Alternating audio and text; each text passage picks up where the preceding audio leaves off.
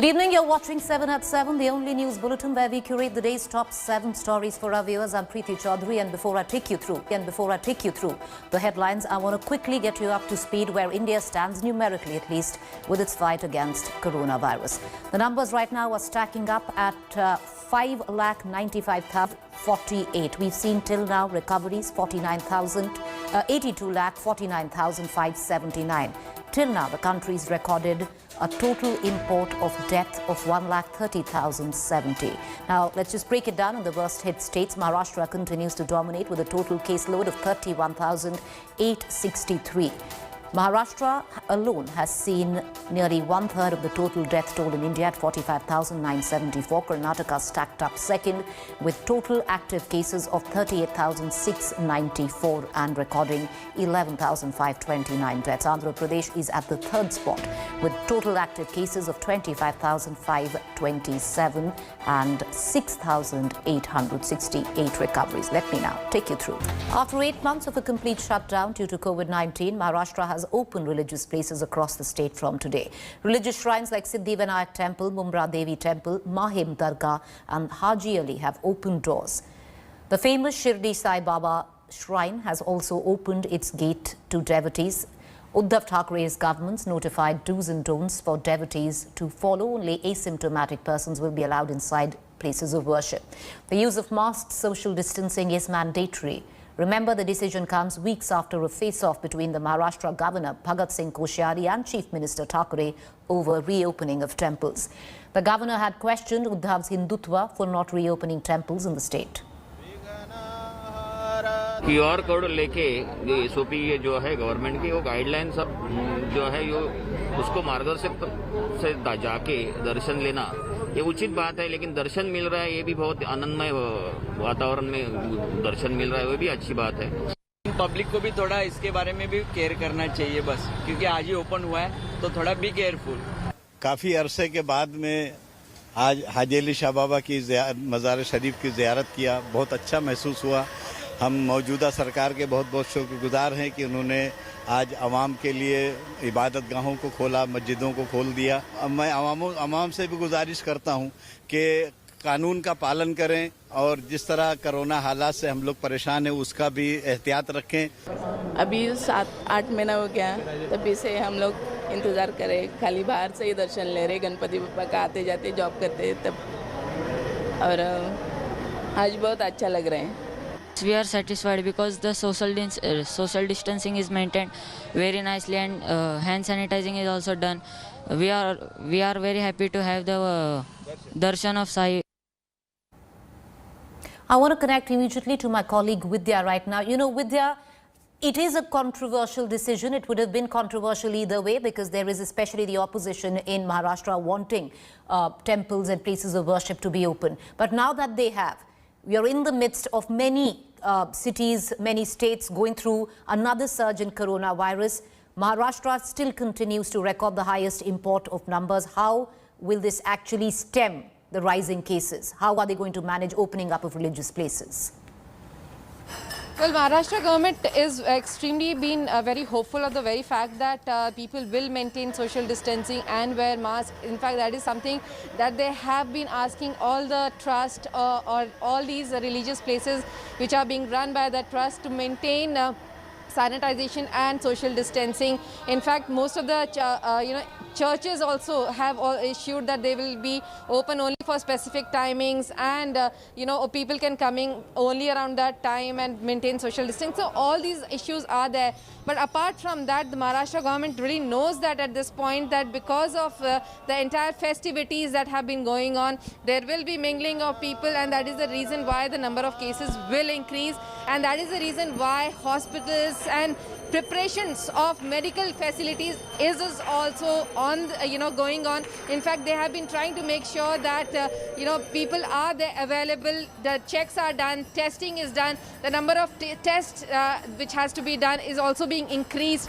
So that's something that the Maharashtra government is now trying to do, to see to it that they will be able to curb and will not let the surge really go out of control. Vidya, what is the protocol right now? Is there a set protocol? Clearly, there are do's and don'ts for our viewers in Maharashtra who are joining in. Can you take us through those, please? Well, most of the religious places, be it in Haji Ali Dargah in Mumbai, or the Mahim or the Mount Mary Church in Mumbai, or the Siddhivinayak Temple, or the other Tulsa Bhavani temples, where lakhs of people get on to these temples at any given hour. But most of these temples and religious places have put in restrictions, wherein only specific number of people who will be issued QR code or who have appointments taken, they will be the ones allowed. Secondly, they will have to maintain social distancing. Say, for example, the Archbishop of Mumbai has said very clearly that people really should not be in churches for more than 4 to 5 minutes, and they should really go back so that the time can be given to the other parishioners as well. So almost every organization, the religious organization, is trying to maintain that there will be social distancing, there will be sanitization, and obviously we have seen quite a few people not following it. But these religious places which are run by the trust are trying to say that they will ensure their best, but seeing to it that people do adhere to these rules. Appreciate you joining us, Vidya. We're going to continue to come back to you for more. Meanwhile, the Delhi government, shifting focus to the Delhi government, today asserted that there is no chance for another lockdown. The statement comes from the Delhi Health Minister Satyendra Jain at a time when Delhi is witnessing a record surge in numbers of COVID cases. Well, the Health Minister further added that winters were responsible for the rise in the number of cases along with pollution. Since beginning of November, Delhi's COVID numbers are amongst the 10 worst days globally. Delhi's current average daily new cases dwarf even cities like New York and Sao Paulo in Brazil. Amidst the rising COVID cases in the national capital, Central Home Secretary called a meeting to prepare the plan of action to implement the guidelines issued by the Home Minister Amit Shah. Delhi recorded 3,235 new COVID cases and 95 deaths due to the coronavirus on Sunday.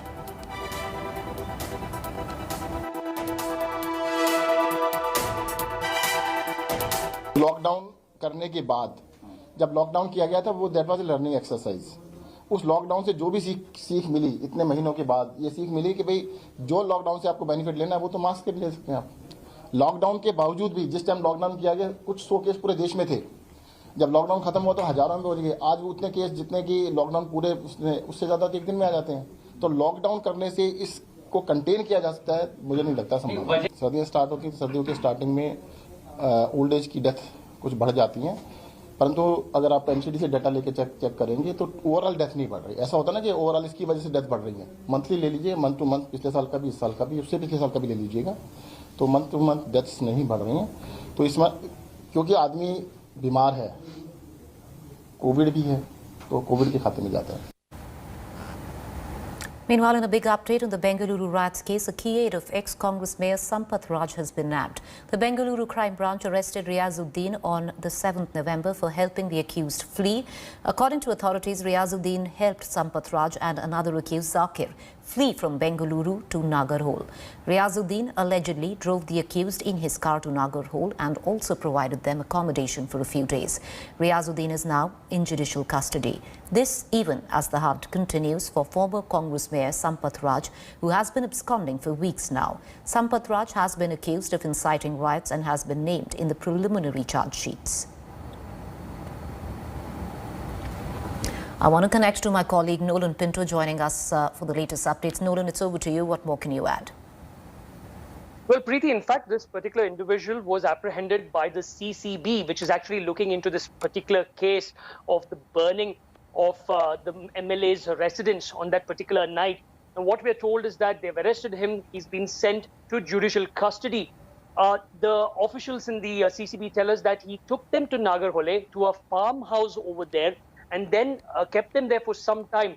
After that, we still do not know where Sampath as well as Zakir, the other former cooperator, are absconding. In fact, it was last week that the Karnataka High Court issued a non-bailable warrant against both these individuals. And on Friday, Preeti, as well, the Karnataka High Court actually asked the CCB and the investigating officers as well as the other agencies as to what is happening in this particular case, and that they need an update as to why it's taking so long to apprehend these two individuals who are absconding. All right, appreciate you joining us, Nolan. We'll come back to you for more updates.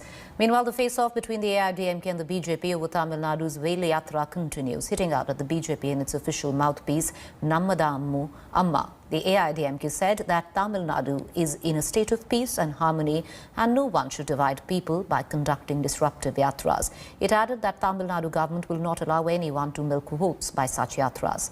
The BJP's last week had decided to go ahead with a month-long wheel yatra despite no permission from the ally AIADMK government in view of the coronavirus pandemic.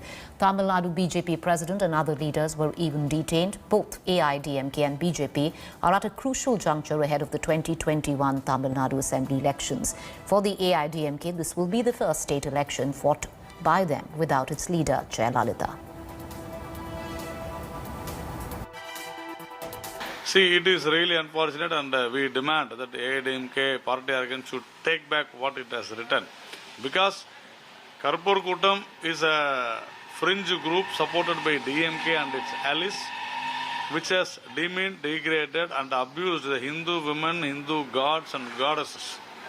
Driven by the all-new Hyundai i20, born magnetic. Co-powered by Jaguar, complete lighting solutions. Co-powered by Kar Dekho Gaadi Store. Meanwhile, Nitish Kumar's fourth straight term as Chief Minister has begun. He was sworn in for the seventh time to the Governor's house in Patna. Home Minister Amit Shah, BJP President JP Nadda were present at the oath-taking. Prime Minister Modi too tweeted congratulatory messages. BJP's Tarkishore Prasad and Renu Devi, who are likely to be given Deputy CM's post, have also been sworn in. Opposition parties including RJD, Congress and CPI-ML skipped the oath-taking ceremony. जनता का फैसला है, उसी के अनुरूप फिर से NDA की सरकार बनी है। हम लोग मिलकर काम करेंगे, जनता की सेवा करते रहे, जनता की सेवा करते रहेंगे। बड़े भाई हैं, बड़े भाई के साथ काम करने का क्या अंतर पड़ता है। छोटी बहन तो हमेशा बहन होती है और काम करने का रहता है, हक से मांगती भी है। आज बहन से विकास होगा, भाई बहन का निश्चित भैया दूज के अवसर पर सभी भाइयों से बिहार के विकास के लिए हम काम करेंगे। नहीं, देखिए, हम सब लोगों के जीवन का एक ही लक्ष्य होता है, जनता की सेवा करना, और हम सब लोग जनता की सेवा को ही अपना धर्म समझते हैं और उसी सोच के साथ हम काम भी करते हैं। एक बार फिर से राज्य की जनता ने हम सब लोगों को काम करने का अवसर दिया है, जनादेश दिया है, तो हम सब लोग बढ़िया से काम करेंगे और इस बिहार को प्रधानमंत्री जी के सपने के अनुरूप आत्मनिर्भर बिहार बनाएंगे अपने मुख्यमंत्री जी के नेतृत्व में। फिर से स्वास्थ्य मंत्रालय की बागडोर संभालेंगे आप? वो तो जो भी माननीय मुख्यमंत्री जी तय करेंगे वो विभाग का काम हम करेंगे। मोदी की कमी कैसे होगी? देखिए, संगठन में समय समय पर जिम्मेवारियां बदलती रहती हैं, तो जब जिसको जो जिम्मेवारी रहता है वो काम होता है। आदरणीय सुशील जी ने लंबे समय तक सरकार के अंदर संगठन का काम किया है, वरिष्ठ नेता हमारे हैं। तो उनको मिस करेंगे आप? उनके एक्सपीरियंस है बीजेपी में? स्वाभाविक है कि जब कोई लंबे समय तक काम साथ में करता है तो एक आत्मीयता होती है, नजदीक का संबंध होता है। 30 साल मेरे हो गए इस संगठन में काम करते हुए, तो 30 साल से जब मैं इस संगठन में काम कर रहा हूं तो स्वाभाविक रूप से कई हमारे वरिष्ठ लोग हैं जिन लोगों से बहुत व्यक्तिगत ताल्लुकात और नजदीक के संबंध होते हैं। तो आप लोग बड़े भाई की भूमिका में आ गए हैं बीजेपी? नहीं, देखिए, आप सब मीडिया के मित्र जिस भी शब्द और वाक्य का इस्तेमाल करें, हम लोगों का बहुत स्पष्ट है कि हम एनडीए की टीम के रूप में काम कर रहे हैं और हमारे लीडर और हमारे मुख्यमंत्री श्री नीतीश कुमार हैं और उनके नेतृत्व में हम सब लोग काम कर रहे हैं। यहाँ की हमारी जो भारतीय जनता पार्टी बिहार की टीम है उसने बहुत मेहनत की और मोदी जी ने, आदरणीय प्रधानमंत्री जी ने जो नेतृत्व दिया, ये उन पर विश्वास है। बहुत जबरदस्त लोगों का उनके ऊपर प्रेम है और उसके चलते हमको जीत मिली है। सुशील जी हमारे एसेट है भाई, उनको तो कहीं ना कहीं पार्टी मौका और देगी। पीढ़ियां बदलती है, नए नए नेतृत्व तैयार होता है। भारतीय जनता पार्टी में एक परिपाटी है, नए लोगों को लाया जाता है, तो एक नई टीम भी आई है। मुझे बहुत अच्छा लग रहा है कि मेरे दादा डिप्टी सीएम बने हैं, उनको बहुत बहुत बधाई। वो और जितना हो सके वो डेवलप करे, स्कूल बनाए, स्पोर्ट्स में डेवलपमेंट करे।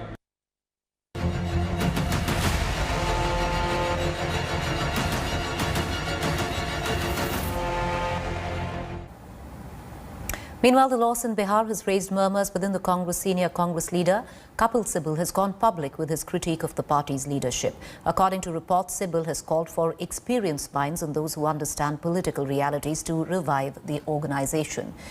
Referring to the Congress's abysmal performance in Bihar as well as by polls across the country, Sibal went on to add that the time for introspection is over. Congress MP Karthi Chidambaram also took to Twitter saying that it is time to introspect, ideate, consult and act. Kapil Sibal was amongst the 23 Congress leaders behind the dissent letter that caused an all-out clash within the party this August. In fact, my colleague Akshita Nandgopal spoke to Congress MP Karthi Chidambaram over the Congress's performance this election in Bihar, and he called for a deep introspection. Listen in. Do you believe that there is a need for introspection? There's a need for the Congress also to get back to the drawing board and figure out what went wrong so that next year in the assembly elections in Bengal, in Tamil Nadu, there is some damage control? See, the point is this, each state is different. The last two parliament elections have not been good for us. I acknowledge that. We have less than 100 members in parliament today, including the Rajya Sabha. Obviously, we need to do course correction. Obviously, the principal party against us, the BJP, is doing a better job in winning elections. So we need to definitely look at everything. We have to look at, it needs serious analysis and it also needs serious action. I'm not denying that. I'm always saying that. I'm not the one who's saying that everything is honky-dory. Definitely, we need to change, we need to communicate, we need to reach out. Our mass contact must become much more prevalent and we need to step out and start meeting people. But of course, the COVID situation perhaps has limited us in a way, but we have to start increasing the mass contact. It's not enough only to meet party workers. It's also very, very important to reach out to the general population before, to rebuild the confidence of the party, to regain the confidence with the people. We need to do a lot more. Obviously, we need to do a lot more. How can I say we can't do a lot more? We don't need to do anything different when we just won 52 seats in parliament. We have to do significantly a lot more and a lot differently as well. So, you're admitting there's a need for course correction and for introspection. Of course. I mean, who wouldn't? No, but anybody then I want to ask anybody who believes in the Congress party's welfare will say that we need to introspect and change the way we do things. All right, with that, I'm going to slip into a quick break. To stay with us on the other side, we are going to bust certain myths masquerading to be facts, especially on social media and WhatsApp platforms. That's coming up next, our Fact Check segment. Welcome back. You're watching our Fact Check segment where we bust certain myths that masquerade to be facts. You might have seen it on social media platforms. There is a claim which is floating about suggesting that Biden has appointed Hyderabad's Ahmad Khan as his political advisor. Well, the fact, no official appointment letter issued by the Biden office. So, false. With that fact check, it's a wrap on 7 at 7, but do stay tuned. Up next is To The Point, and our focus is poll-bound Bengal.